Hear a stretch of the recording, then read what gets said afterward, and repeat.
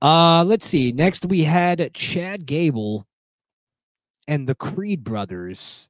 The Creed brothers having a tag match with Otis and Tozawa, Maxine in the in their corner. Um, and it was I think it was the first time we actually saw the Wyatt Six. The Wyatt Six makes an appearance. First time we saw them actually get physical. Um, Before we get there, let me just start with this because um basically they have this match, the whole thing goes down, and it kind of feeds into my theory that, again, let me reiterate, that the Wyatt Six is here to actually mend the relationship between Chad Gable and the Alpha Academy, and that the Creed brothers thing is just a red herring. It's not actually going to work out. And that it's going to force Chad Gable to get back with the Alpha Academy, or at least rebuild that relationship and sort of have closure to that relationship, or closure to that storyline even. But it's going to be the Wyatt Six is actually not here to do what you think. They're not here to like cause chaos and ruin people's lives. Family is the main base of this whole feud and their whole reason for existing, the Wyatt Six. So I think this storyline, or what happened in this segment actually fed into that, because last week what I said was that Otis was interrupted, or Chad was interrupted from letting the Creed brothers do a chair beat down on Otis. And my question was, why did the Wyatt Six interrupt that? And the answer that I thought of was that they're trying to stop Chad Gable every time he does something that would almost like cross the line of being too unforgivable, or doing something that you wouldn't like. You fight your brothers, but you don't pull out a knife on one of your brothers and try to cut them. You get what I'm saying?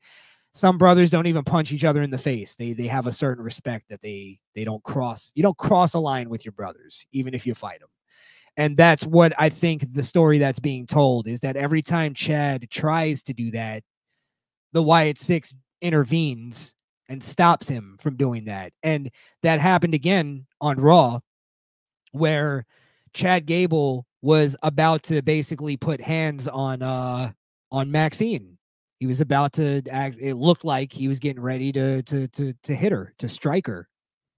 And before he could do that, he was interrupted by the Wyatt Six. So again, Wyatt Six stopping Chad Gable from doing something stupid, doing something that he wouldn't be able to forgive himself for after doing it. You get what I'm saying? He may do it and then realize, why did I do that?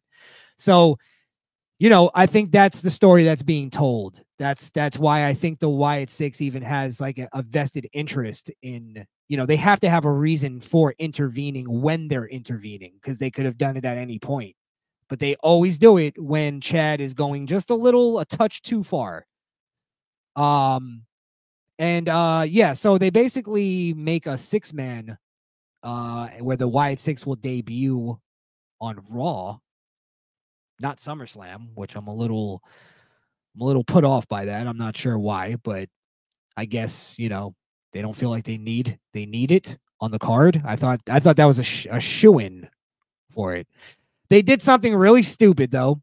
Again, I went after AEW for their stupid, shitty inside joke indie booking, where they wanna sacrifice kayfabe, and they want to sacrifice the story that's being told, just to get a little inside joke off, just to get people to chuckle, just to get people to laugh a little bit. And they've been doing that a little bit with this Wyatt Six thing. They started doing that with Jey Uso, where Jey Uso was hamming it up a little too much, where he's almost doing Scooby-Doo and Shaggy level of like, oh, the Wyatt Six, I'm leaving, yeet, and then he walks. It's like, why are you doing that? It's like, it's not supposed to be fucking funny. You're ruining it just to make people laugh for a second. they did the same thing on Raw with Pierce and Chad, where Chad goes, he does the thing again, which the Chad part it's okay, where he goes up to them and goes, hey, listen, I figured out the identities of the Wyatt Six. The other three are Gacy, Rowan, and Dexter Lumis. And then this is where they did the little inside jokey bullshit where Pierce goes, yeah, I know. They're under contract. You get it? Because they're under contract. Why say this? Why do this? Why tell us they're under contract? Why make it real in that sense? Obviously, we know they're fucking under contract, idiot. But why now do you break the kayfabe of now I got a picture of these fucking spooky demons from a different dimension, from the mind of Bray Wyatt.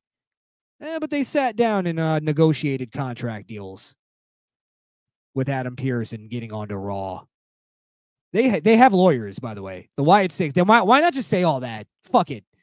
We're gonna get the Wyatt Six's lawyer to come in and explain to Chad Gable that they're actually employees of the WWE. Do we have to do we have to go that far? Is this necessary? Jesus Christ. But it's funny. It's all entertainment. It's all or it's comedy, not entertainment. It's supposed to be entertainment, but it's all comedy. Everything is comedy. I'm seeing, I don't know if I lost somebody. If somebody can in the chat, tell me if I'm on. I'll give my prediction and I'll move. I was seeing something weird on the screen there telling me that I was losing connection maybe. But basically for the Wyatt six-man debut or whatever, I see basically the Wyatt Six maybe doing something where they scare off or make the Creed brothers run off in fear, leaving Chad Gable to fend for himself. And then, he gets beat down and, loses. And then that kind of, I think, will push. That's where I think it's going. I don't know if it's going there, but if it goes into what I've been calling as far as the storyline, and if I've been pretty right on this, if I am right, that's where I think it's going. It's going to be Wyatt Six proves that the Creed brothers aren't loyal. They're not loyal to Chad Gable, and it makes him realize he needs his family. So yeah, that'll be on Raw though, not SummerSlam. By the way, did anybody else notice that something kept falling off of Dexter Lumis every time he hit somebody with a move? I don't know what the fuck it was. Maybe his dreads, his extensions or something. He has jewelry that he's wearing. I don't know. But something kept falling off of him. So I also was wondering this. Do you think it was maybe a mistake? Because I think it might be that they should have maybe done those video packages, because they did one later on Dexter Lumis, but maybe they should have done those first before actually unmasking them in the ring. I feel like maybe, I'm nitpicking here, but I don't know. Maybe they needed to show us that it was Dexter Lumis for some reason. Maybe they needed to explain that before showing us the video package. But yeah. I feel like it was kind of weird. They're a week behind on the video packages, and they should have had that already done before they unmasked in the ring, especially if you're not having them do their match on SummerSlam. I always thought they were kind of rushing to get the match ready for SummerSlam, but apparently not. So what does it matter?